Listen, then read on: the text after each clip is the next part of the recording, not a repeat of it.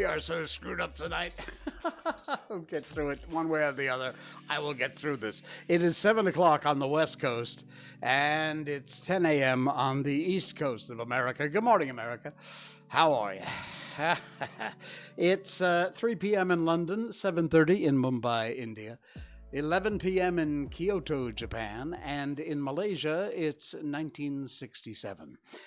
I'm Jay Sheldon, the pantless one. Yes, welcome, hello, and good morning, good afternoon, good evening, wherever you may be watching live, Facebook Live, YouTube, Twitch.tv, and Rumble.com. We're over on Rumble. Please subscribe over there to our channel, and wherever you may be watching or listening. Hello to our podcast listeners who are listening to the audio-only part of our show. If you haven't done it yet, please, there is a link here. Go to whatever podcast platform you use, Apple, Spotify, Stitcher, Google, Radio Public, Geo7 in India, and just search for I'm Not Wearing Pants. I'm Not Wearing Pants. Look for that logo. You can also, I think, search just Jay Sheldon. It'll probably come up. And just click on it. Click follow or subscribe. And thank you for all the hundreds of people who've done that. We haven't reached 1,000 yet, but we're getting there. We're so close. I know you can do it. I'm begging, okay? All right, enough begging. Yes. Oh, by the way, literally just as I was getting ready to come on the air, I'm checking my Twitter feed. And within the last hour, 90 minutes or so, over in the U.S., it looks as if the news is from, the New York Times, that's, whatever. Reuters, a lot of the major news outlets, mainstream media anyway, are saying that they expect today that Twitter board will agree to Elon Musk's offer. And it looks like Elon Musk is going to own Twitter. Yes! Another blow for freedom. I can't wait to watch the left meltdown over this. I cannot wait. It's going to be glorious. So, yeah. I don't have any links or anything because literally it's happening as I speak. And they expect sometime today it to be announced that they are accepting Elon Musk's offer. So, hallelujah for that.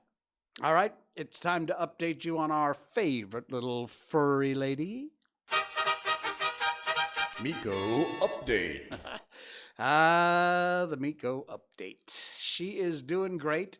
She's having a ball. She's enjoying life in the fast lane. Over the weekend, and by the way, yes, I was not on Saturday night. I had a bit of a cold and a flu, and just had a whole bunch of stuff going on, a lot of first world problems. So I did not get on Saturday night. I apologize for those of you who like to spend part of your Saturday evening with us. But yeah, we just could not make it. We did our damnedest, but we couldn't make it.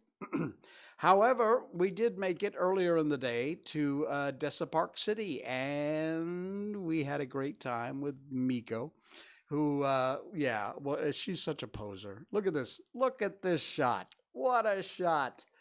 Yeah, beautiful background too. But yeah, she mugs for the camera every chance she can get. There's yours truly, wearing pants, I might add, with Miko on the rocks.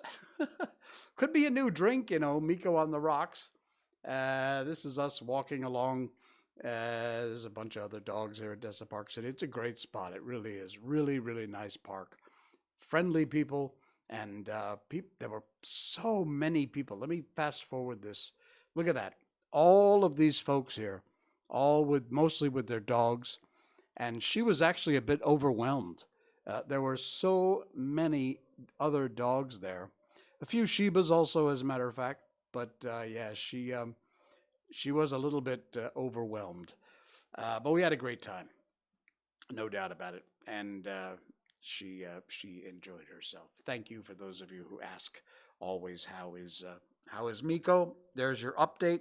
She's great. And at the moment, she won't come in the studio. She refuses to come on the show. She's got a little diva attitude, and she's hanging out downstairs. So that's all right. She'll get over it.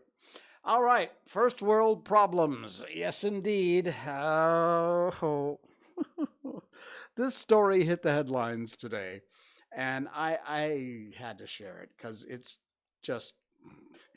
It's from Asia1.com. There is a link in our show notes if you'd like to read the whole story and be so sad for Isun Chan. Everyone gets affected by, pandemics, a bad economy, inflation. Here's the headline. Isun Chan panicked after realizing he only had 5 million left in his bank account. Oh, telling you, life is rough, huh? If Ethan is looking for some sympathy, he ain't getting it. Viewers were surprised when the normally tight-lipped singer made a rather jaw-dropping confession recently regarding his personal finances on a live stream. Chatting with viewers, he estimated he's been out of work for a year because of the COVID-19 situation. And Hong Kong entertainment media reported in an interview with the media 2 years ago, he also shared that his income for 2020 was close to zero, due in part to Hong Kong protests as well as the pandemic. With that, his bank balance has dwindled to a mere 30 million Hong Kong dollars, which is 5.2 million Sing, which is about 15 or 20 million ringgit. Yeah.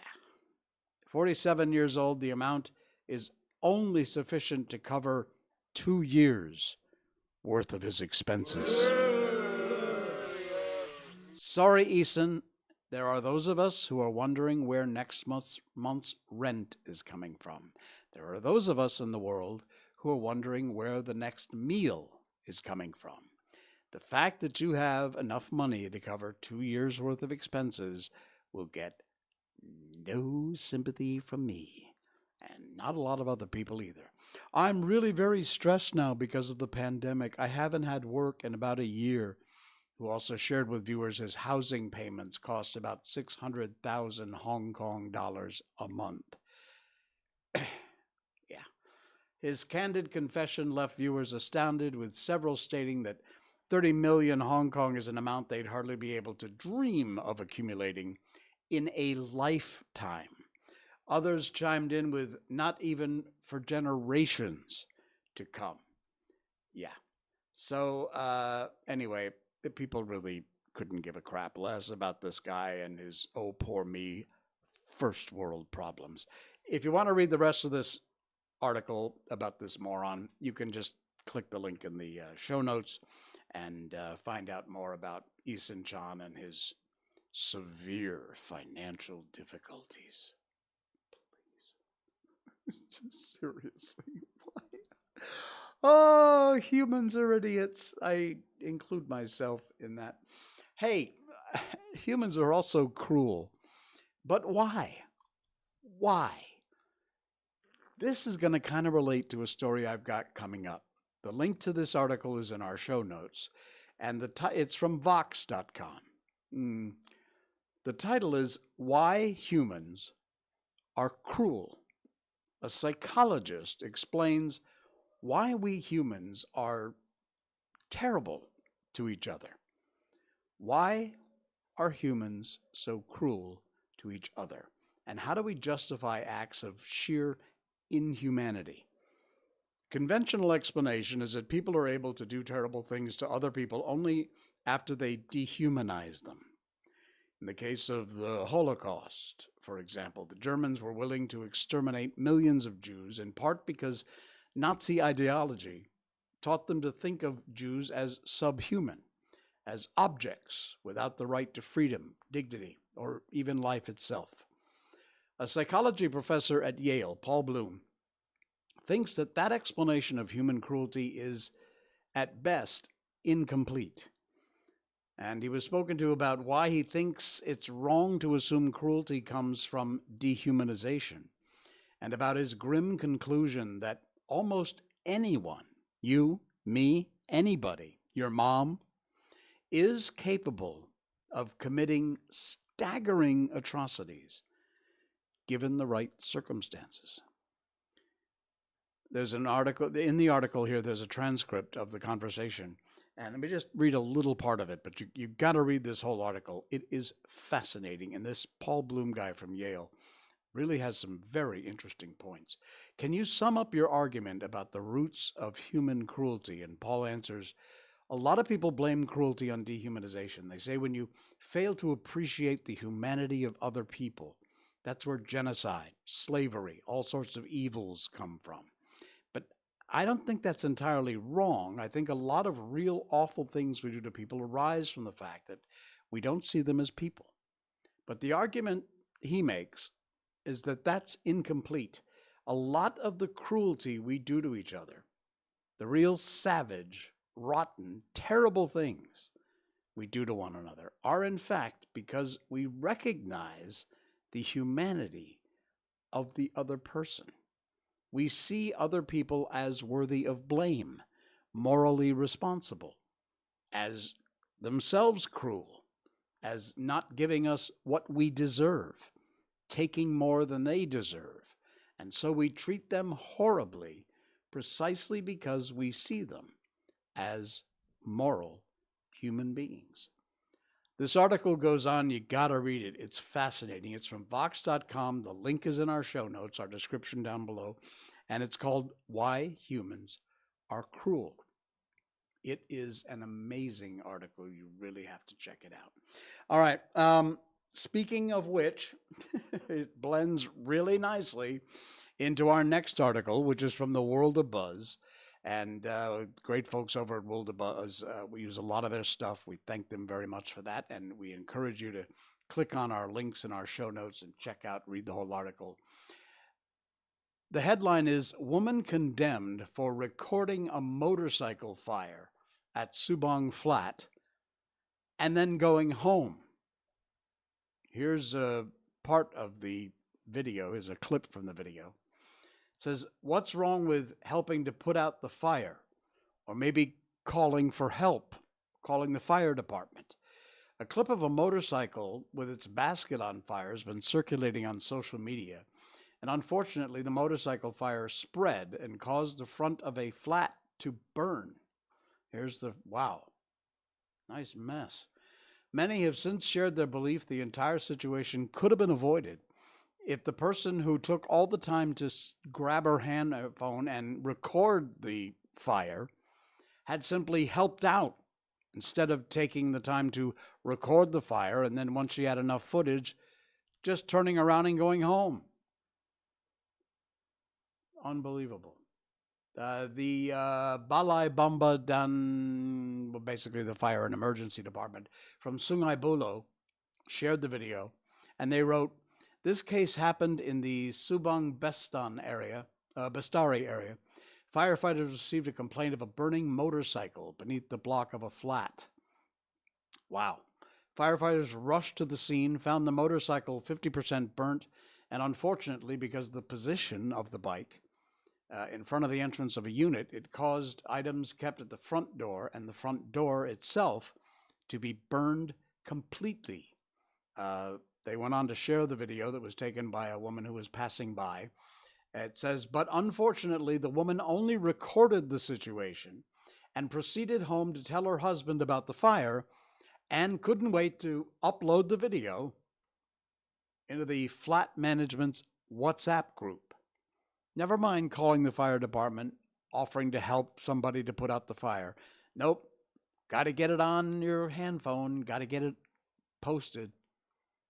The quick action of the joint management body and the residents put out the fire before the firefighters arrived. They should be praised for what they did as compared to this idiot woman.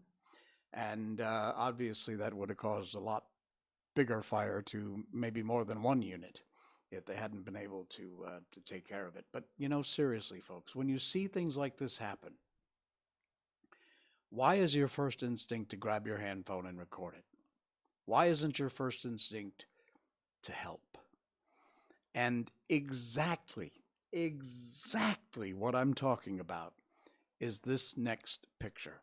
Now, this is from the U.S., and this picture was taken on I believe it was a Sunday when the guy shot a bunch of people on the New York subway system. I'm sure you've heard the story. He has been arrested, although mainstream media has pretty much buried the story and nobody's following up on it. But this picture, and more importantly, this caption, says it all. And that foolish woman from that motorcycle fire could take a lesson. This is from Fuzzy Chimp. I believe it's a Twitter feed. You can grab your cell phone, or you can be this guy. Be this guy. This is someone tying a tourniquet on the leg, a volunteer, just a passerby, a bystander. Some guy has been shot, and he's not grabbing his cell phone to take pictures to upload on their social media. He is helping. He's tying a tourniquet around this guy's upper leg so he doesn't bleed out. This guy. Be this guy. Never mind your social media feeds. Never mind your brownie points and how many likes you get. Be a human being. Help when help is needed. Be this guy. What an amazing picture. And really, it's classic opposites of that story we just did. Absolutely amazing. Wow. All right, so we twist this thing into a little good news because you like the path we're going on here? From the idiot to the hero to another hero, a hero of another sorts. Again, this is from World of Buzz, and you have to check out the link in the show notes. It just so happens that not only is this article in World of Buzz, but it involves a dear friend of mine. And you can read it. You can also see his picture right here. Malaysian shares heartwarming story of KFC manager in Ipoh. And there's Crazy David, and that's the manager. But check out the story. Alang. Alang. On April 20th, Alang took a KFC is delicious. You're right, Aldwin. He took to his Facebook account and shared a heartwarming story that he encountered in Ipoh. What happened was he left a pub at about 1:30 in the morning. Short walk back, saw the KFC opposite the hotel still open. Went in to order takeout, and the staff told me they were closed, but the sign said closed at 2 a.m. All the chicken was cleared from the heated display, and after he protested a little bit, Dave, the manager, agreed, packed him an order, a snack plate meal, along with coleslaw, mashed potatoes, and a Pepsi. Very kind of him, and when he wanted to pay, he said, "No worries," and he wouldn't take my card. I asked if he was sure, but he insisted. He said, "FOC, it's okay. Have a nice day." So David Wu, crazy man that he is, and dear friend, I asked if he said okay. He said he insisted. He added, surprised by the manager's kind gesture, David left a 10 ringgit tip in the tip box. The guy still packed the meal respectfully, bells and whistles, despite knowing he wasn't going to charge him for it. He got back to the hotel room, tucked in. The meal was perfectly okay. The chicken and mash were still warm, coleslaw cold, bonus, he expressed gratitude. And then his phone rang from an odd 03 number from Puchong. And he said, I usually don't pick up these kind of calls, but it rang again immediately, so he picked up. It was the bank. Apparently, he'd left his card at KFC. And this manager, who just did him such a solid by giving him a free meal after they were closed, the manager called the bank to tell them about the matter. The bank advised them they would cancel the card, but the manager said, please try and call David before you cancel it, since it's kind of late. And he was sure that David would need to use the card. Well, that's what the bank told him. Anyway, after telling the bank he's going to head over to KFC and will call again in 10 minutes, the KFC manager was there at the branch. gave him back the card. And how is that for service and initiative? And there is David Wu. There is the branch manager of KFC, and a big hearty hi-ho. And yeah, that's how you do things right, all the way down the line. Fantastic story. Read the whole article. It's in our show notes tonight. You can check it out and find out more details about the story. Very, very cool story. All right. I love the good news stuff. I love the good news stuff. And that's why I've got another one from World of Buzz. We're using a lot of World of Buzz tonight. Oh, man, this is great. This is a heart warmer. You're going to love this one. These police officers from Malaysia couldn't help but fulfill an adorable little boy's wish to sit on a patrol motorcycle. Now, complain if you want, but these guys, this is what you call community policing. This little guy is going to grow up with a new respect for police, as you should have. There's a lot of bad cops out there, but there are, and I've always said this, there are a ton of good ones. And this is one of the good ones. Oftentimes, children see shiny things and they want to touch, the article says. So was such when a little boy saw the police motorbikes and just knew he wanted to sit on one.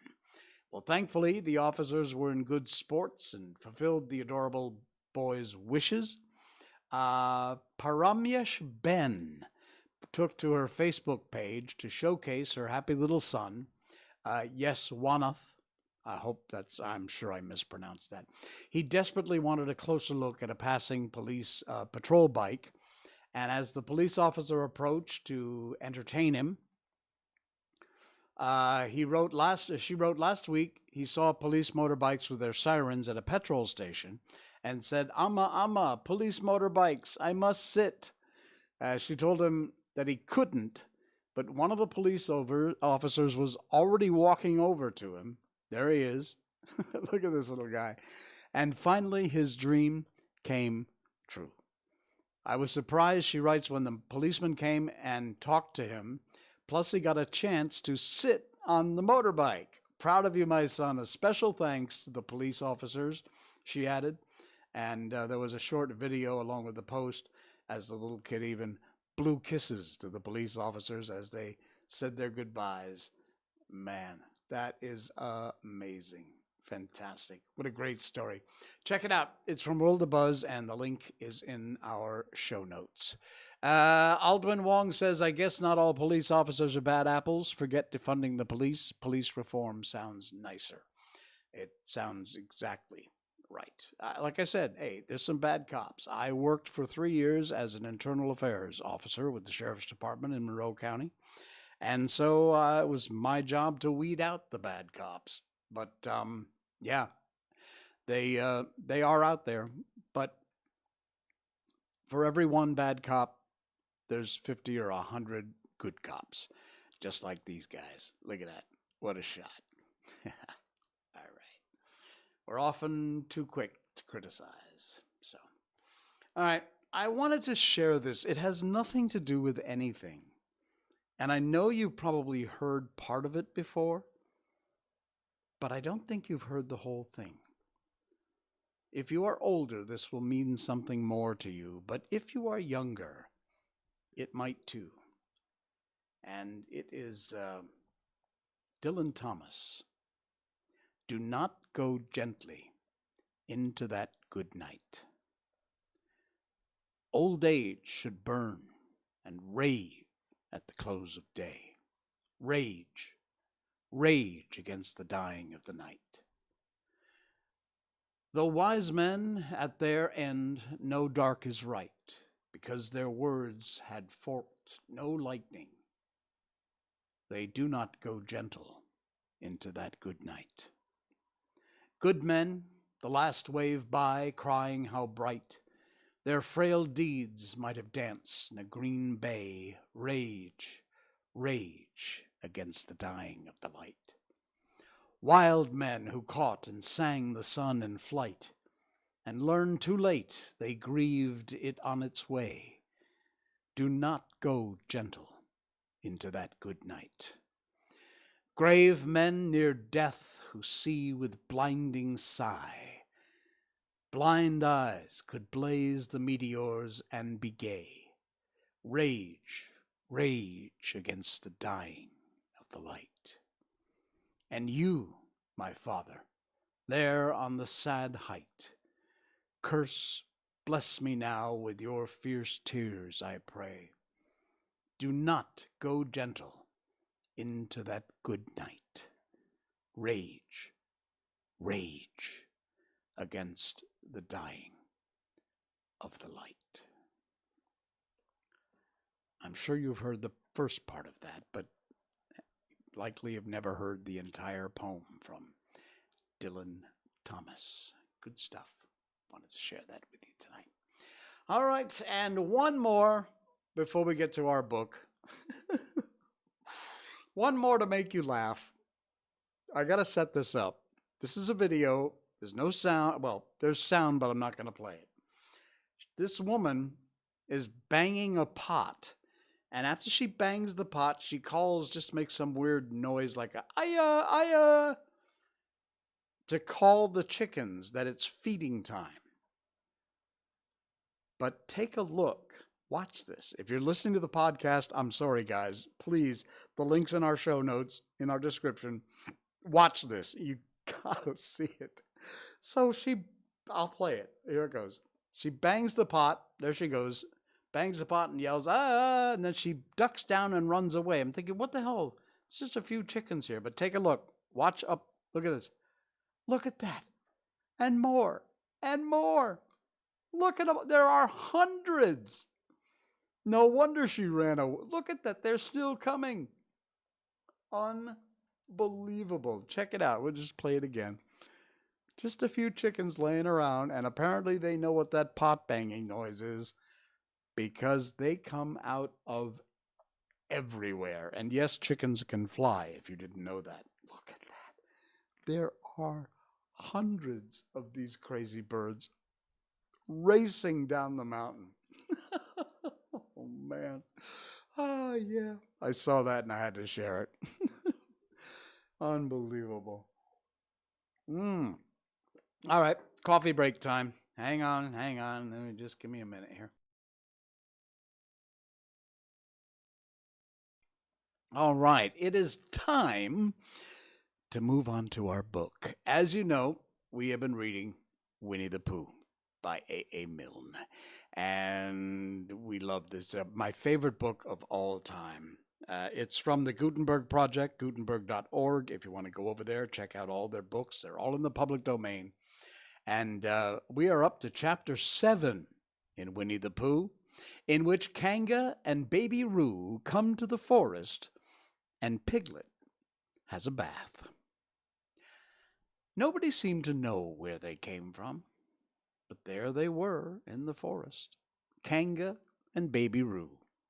When Pooh asked Christopher Robin, "How did they come here?" Christopher Robin said, "In the usual way. You know what I mean, Pooh?" And Pooh, who didn't, said, "Oh." And then he nodded his head twice and said, "In the usual way. Ah." And then he went to call on his friend Piglet to see what he thought about it. And at Piglet's house, he found Rabbit. So they all talked about it together. "What I don't like about it is this," said Rabbit. "Here we are, you Pooh and you Piglet and me, and suddenly—" "And Eeyore," said Pooh. "And Eeyore, and then suddenly—" "And Owl," said Pooh. "And Owl, and then all of a sudden—" "Oh, and Eeyore," said Pooh. "I was forgetting him." "Here we are," said Rabbit, very slowly and carefully. "All of us. And then, suddenly, we wake up one morning, and what do we find? We find a strange animal among us, an animal of whom we have never seen before, an animal who carries her family about with her in her pocket. Suppose I carried my family about with me in my pocket. How many pockets should I want?" 16, said Piglet. 17, isn't it?" said Rabbit. "And one more for a handkerchief. That's 18. 18 pockets in one suit. I haven't time." There was a long and thoughtful silence, and then Pooh, who'd been frowning very hard for some minutes, said, "I make it 15. "What?" said Rabbit. 15. 15 what?" "Your family." "What about them?" Pooh rubbed his nose and said he thought Rabbit had been talking about his family. "Did I?" said Rabbit carelessly. "Yes, you said—" "Never mind, Pooh," said Piglet impatiently. "The question is, what are we going to do about Kanga?" "Oh, I see," said Pooh. "The best way," said Rabbit, "would be this. The best way would be to steal Baby Roo and hide him. And then when Kanga says, 'Where's Baby Roo?' we say, 'Aha!'" "Aha!" said Pooh, practicing. "Aha! Aha! Of course." He went on, "We could say, 'Aha!' even if we hadn't stolen Baby Roo." "Pooh," said Rabbit kindly, "you haven't any brain." "I know," said Pooh humbly. "We say 'aha' so that Kanga knows we know where Baby Roo is. 'Aha' means we'll tell you where Baby Roo is if you promise to go away from the forest and never come back. Now don't talk while I think." Pooh went into a corner and tried saying "aha" in that sort of voice. Sometimes it seemed to him that it did mean what Rabbit said, and sometimes it seemed to him that it didn't. "I suppose it's just practice," he thought. "I wonder if Kanga will have practiced it too, so as to understand it." "There's just one thing," said Piglet, fidgeting a bit. "I was talking to Christopher Robin, and he said that a Kanga was generally regarded as one of the fiercer animals. I'm not frightened of fierce animals in the ordinary way, but it is well known that if one of the fiercer animals is deprived of its young, it becomes as fierce as two of the fiercer animals, in which case 'aha' is perhaps a foolish thing to say." "Piglet," said Rabbit, taking out a pencil and licking the end of it, "you haven't any pluck." "It's hard to be brave," said Piglet, sniffling slightly, "only when you're a very small animal." Rabbit, who'd begun to write very busily, looked up and said, "It is because you are a very small animal that you will be useful in the adventure before us." Piglet was so excited at the idea of being useful that he forgot to be frightened any more. And when Rabbit went on to say that Kangas were only fierce during the winter months, being at other times of an affectionate disposition, he could hardly sit still. He was so eager to begin being useful at once. "What about me?" said Pooh sadly. "I suppose I shan't be useful." "Never mind, Pooh," said Piglet comfortingly. "Another time, perhaps." "Without Pooh," said Rabbit solemnly as he sharpened his pencil, "the adventure would be impossible." "Oh," said Piglet, and tried not to look disappointed. But Pooh went into a corner of his room and said proudly to himself, "Impossible without me. That sort of bear." "Now, listen, all of you," said Rabbit when he'd finished writing. And Pooh and Piglet sat and listened very eagerly, with their mouths open. And this was what Rabbit read out. "Plan to capture Baby Roo. General remarks. Kanga runs faster than any of us, even me. More general remarks. Kanga never takes her eyes off Baby Roo, except when he's safely buttoned up in her pocket. 3. Therefore, if we are to capture Baby Roo, we must get a long start, because Kanga runs faster than any of us, even me. See number 1. A thought. Number 4. If Roo had jumped out of Kanga's pocket and Piglet had jumped in, Kanga wouldn't know the difference because Piglet is a very small animal. 5, like Roo. 6, but Kanga would have to be looking the other way first so as not to see Piglet jumping in. 7, C2. 8, another thought. But if Pooh was talking to her very excitedly, she might look the other way for a moment. 9, and then I could run away with Roo. Number 10, quickly. Number 11, and Kanga wouldn't discover the difference until afterwards. Well, Rabbit read this out proudly, and for a little while after he read it, nobody said anything. And then Piglet, who'd been opening and shutting his mouth without making any noise, managed to say very huskily, "And afterwards? How do you mean? When Kanga does discover the difference? Then we say, 'Aha!' All 3 of us? Yes. Oh. Why? What's the trouble, Piglet?" Nothing, said Piglet. As long as we all 3 say it. As long as we all 3 say it, said Piglet. I don't mind, he said, but I shouldn't care to say aha by myself. It wouldn't sound nearly so well. By the way, he said, you are quite sure about what you said about the winter months? The winter months? Yes, only being fierce in the winter months? Oh, yes, that's right. Well, Pooh, you see what you have to do? No, said Pooh Bear. Not yet, he said. What do I do? Well, you just have to talk very hard to Kanga so she doesn't notice anything. Oh, what about? Anything you like. You mean like telling her a little bit of poetry or something? That's it, said Rabbit. Splendid. Now come along. And so they went out to look for Kanga. Well, Kanga and Roo were spending a quiet afternoon in a sandy part of the forest. Baby Roo was practicing very small jumps in the sand, and Kanga was fidgeting about, saying, "Just one more jump, dear, and then we must go home." And at that moment, who should come stumping up the hill but Pooh. "Good afternoon, Kanga." "Oh, good afternoon, Pooh." "Look at me jumping," squeaked Roo and fell into another mouse hole. "Hello, Roo, my little fellow." "We're just going home," said Kanga. "Good afternoon, Rabbit. Good afternoon, Piglet." Piglet and Rabbit, who'd now come from the other side of the hill, said, "Good afternoon," and "Hello, Roo," and Roo asked them to look at him jumping, so they stayed and looked. And Kanga looked too.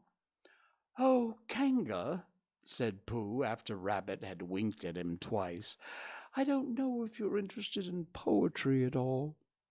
"Hardly at all," said Kanga. "Oh," said Pooh. "Roo, dear, just one more jump, and then we must go home." There was a short silence while Roo fell down another mouse hole. "Go on," said Rabbit in a loud whisper behind his paw.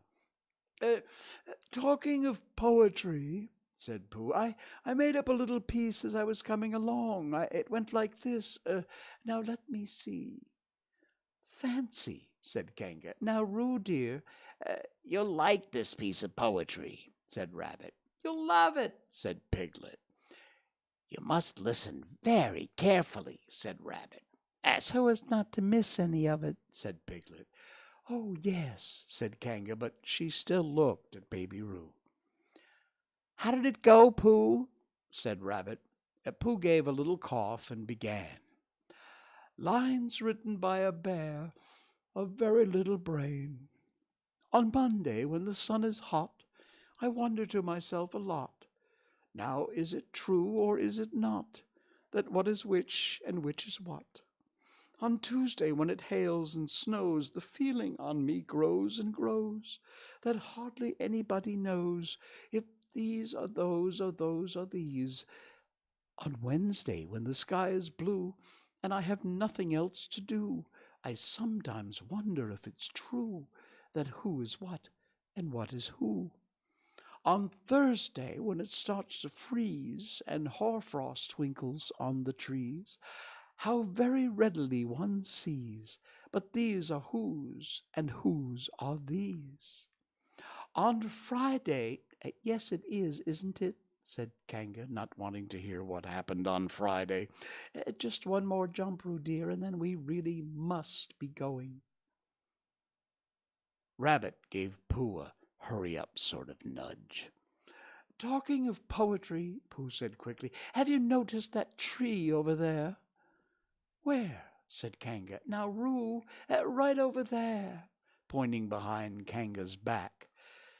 No, said Kanga. Now jump in, Roo dear, and we'll go home.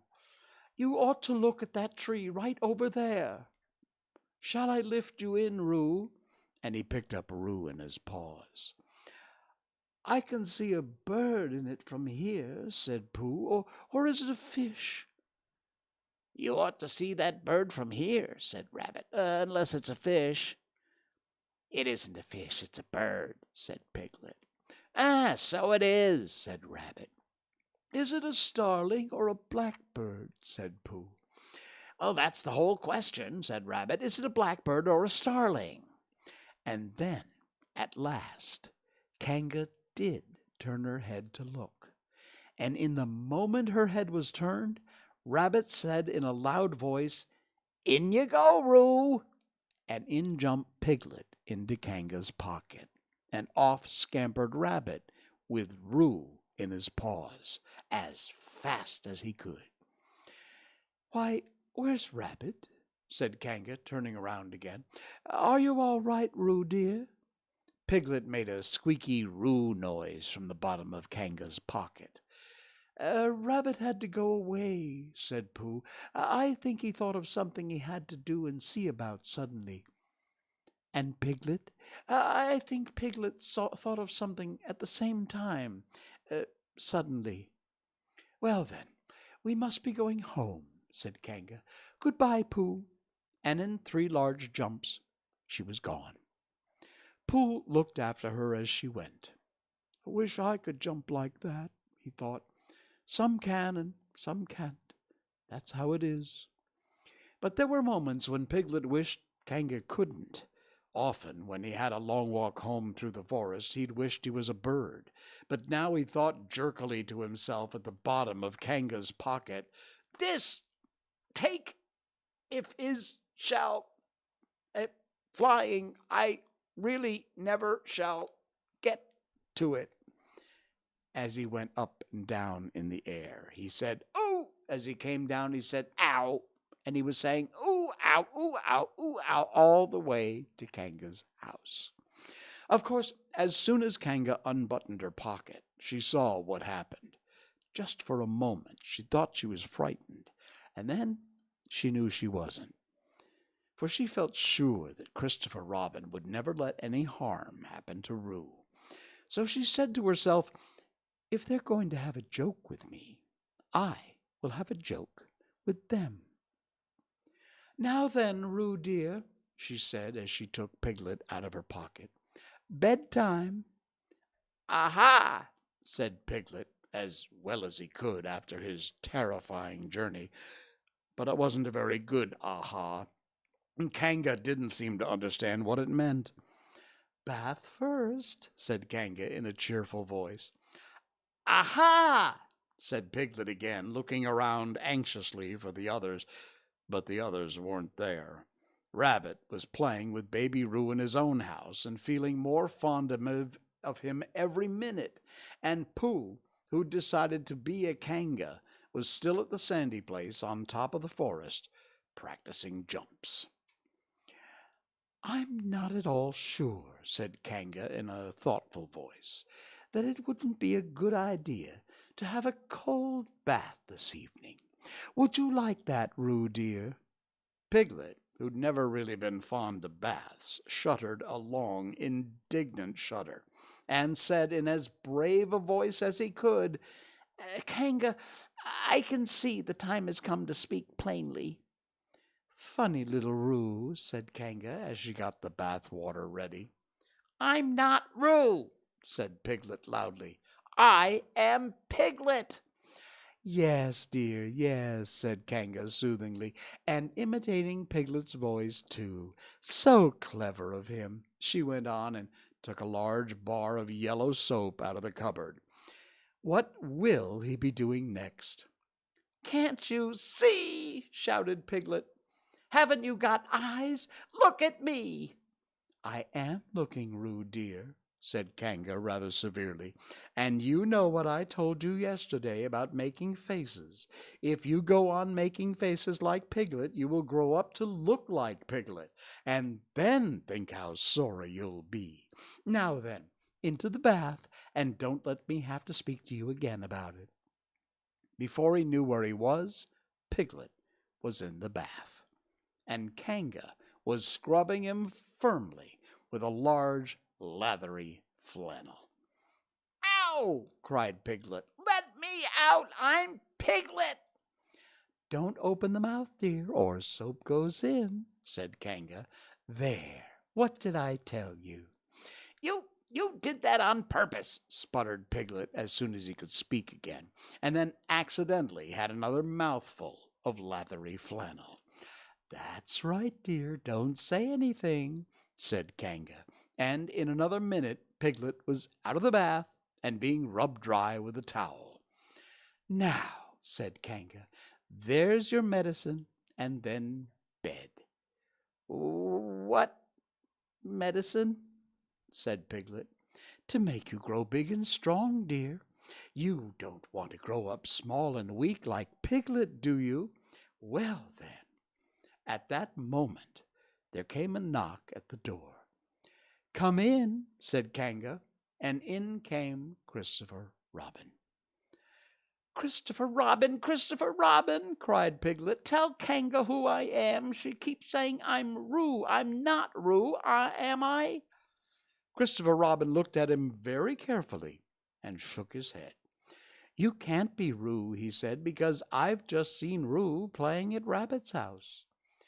"Well," said Kanga, "fancy that. Fancy my making a mistake like that." "There you are," said Piglet. "I told you I'm Piglet."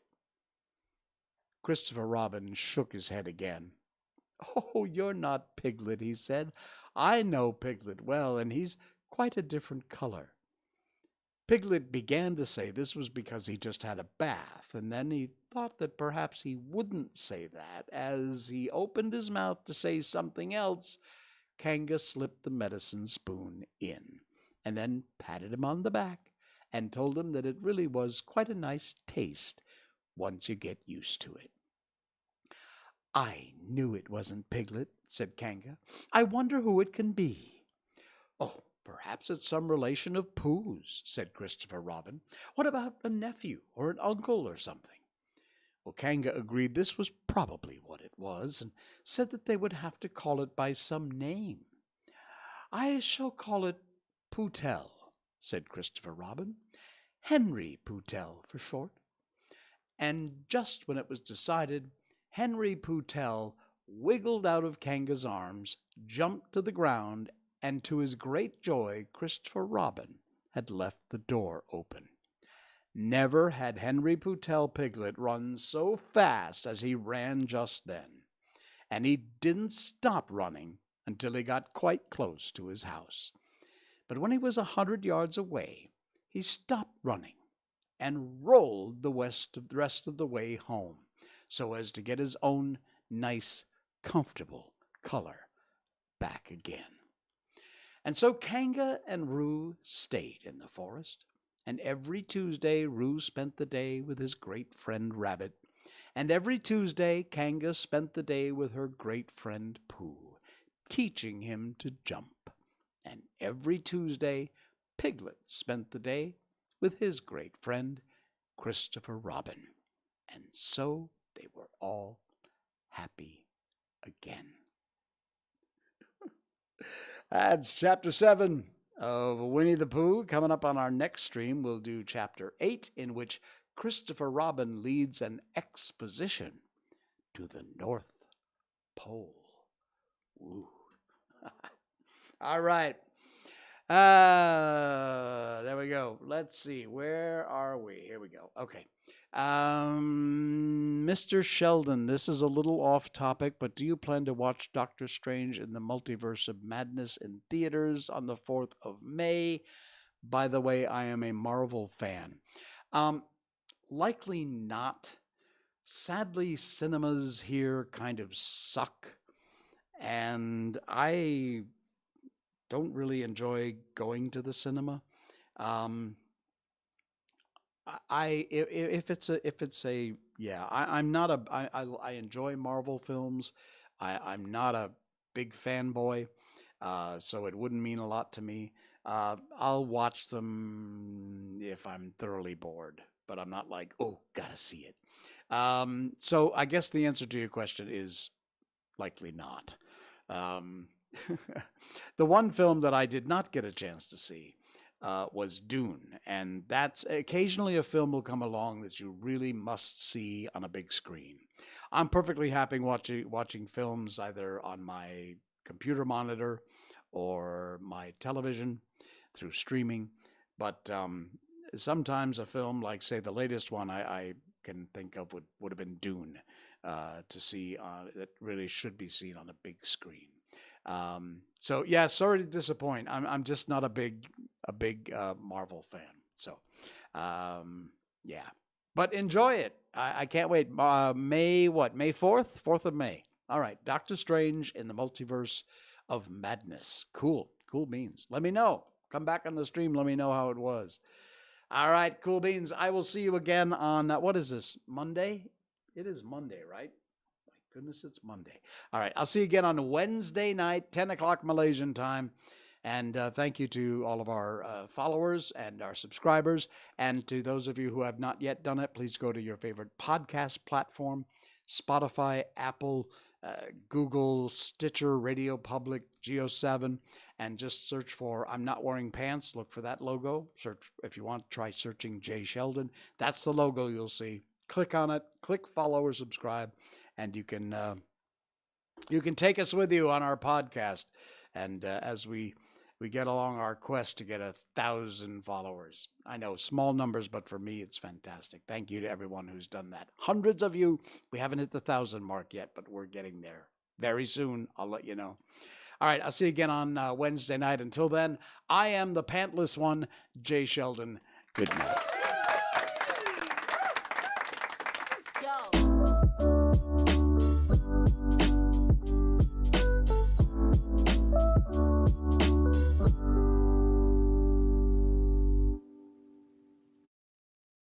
Snort.